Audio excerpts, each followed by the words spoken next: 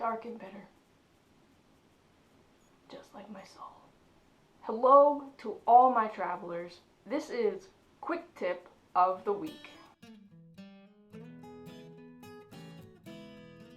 For those who are new, this is Quick Tip of the Week.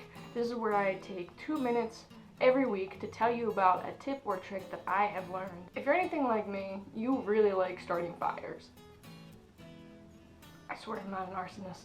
Let's rewind. Back up. If you're anything like me, you like starting responsible fires in your fireplace and in your fire pit out back. What I'm trying to say is, if you like having a fire going in your fireplace or your fire pit in the backyard, this trick is for you.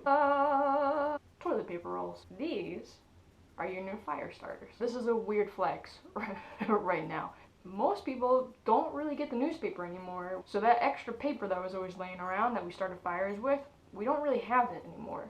All you need is either lint, pure cotton balls, or you can even use newspaper. All you do is you pack it into the toilet paper roll as much as you can, but you don't want to overpack it. You want to have some sort of airflow through the tubes. I've seen people take wax paper or newspaper and wrap them up in that and then twist the sides. Also seen people pour wax into it as well to just keep the flame going once it does get started. Over the summer I went on a long road trip and I actually took a whole bunch of these toilet paper rolls that had been stuffed with lint with me. They were great fire starters.